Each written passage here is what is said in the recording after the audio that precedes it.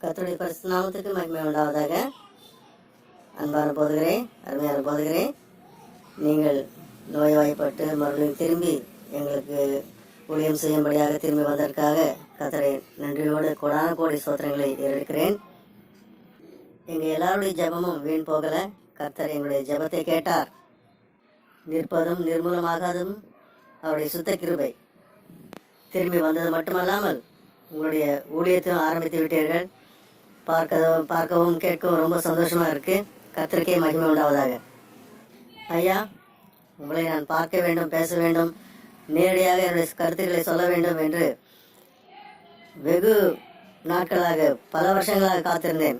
ஆனால் எனக்கு வாய்ப்பு கொடுக்கப்படவில்லை. எலக்ட்ரானிக் மீடியா மூலமாக நாங்கள் தொடர்பு கொண்டாலும் கூட அதெல்லாம் அங்கங்கே துண்டிக்கப்பட்டது. இந்த விதமான இன்னல்களுக்கு நான் ஆளாக்கப்பட்டதுனால நான் யூடியூப்பில் ஒரு வீடியோ வைத்தேன் ஒரு 6 மாதத்துக்கு முன்னாலே. அது சர்க்குலேஷன் வர்றதுக்கு முன்னால் நீங்கள் ஹாஸ்பிட்டலில் அட்மிட் ஆகிட்டீங்க. துரதிருஷ்டவசமாக இத்தனை மாதமும் நீங்கள் ஹாஸ்பிட்டல் தான் இருந்து வந்திருக்கிறீங்க. அதனால் கேட்குறவங்களுக்கு மட்டும் நான் வசனத்தை கொண்டு மட்டும்தான் பதில் சொல்லியிருக்கேன். தவிர அந்த பேச்சுவார்த்தையை ஒரு கட்டத்துக்கு தாண்டி ஒரு விவாதமாக ஆகாதபடிக்கு நான் காத்துக்கிட்டேன். எத்தனையோ பேர் என்னை தூஷித்தார்கள், திட்டினார்கள். இருந்தாலும் நான் வசனத்தை கொண்டு மட்டுமே பதில் சொன்னேன்.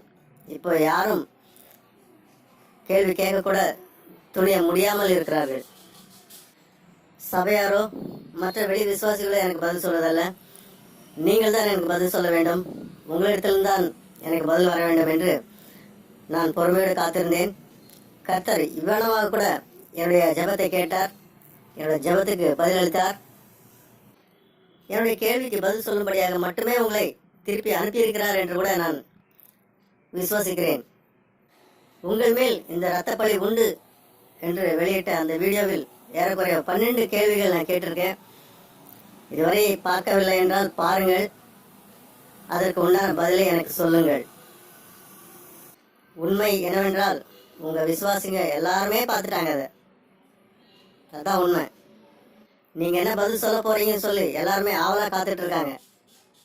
மீண்டும் மீண்டும் சொல்கிறேன், எனக்கு பல்வேறு விதமான தடைகள், நேரில் பார்க்காத அளவுக்கு, நேரில் பேசக்கூடாத அளவுக்கு, நேரில் தொடர்பு கொள்ள முடியாத அளவுக்கு பலவிதமான தடைகள் பல வருஷங்களாக இருந்தபடியால் வேறு வழி இல்லாமல் நான் இந்த வீடியோவை வைக்க தள்ளப்பட்டேன்.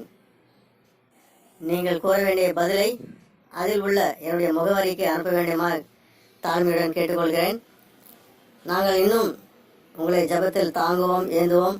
உங்கள் பணி மீண்டும் தொடரணும். கடைசி வரைக்கும் கர்த்தருடைய சித்தம் முழுவதுமாய் உங்களை கொண்டு நிறைவேற்ற வேண்டிய காரியங்கள் எல்லாவற்றையும் நிறைவேற்றும் அளவுக்கும் உங்களுக்கு நீடிய ஆயுளும் ஆரோக்கியத்தையும் தர வேண்டும் என்று கர்த்தரை வேண்டிக் கொள்கிறோம். ஆகையாலே இப்போதாவது சொல்லுங்கள், என் கேள்விக்கு என்ன பதில்?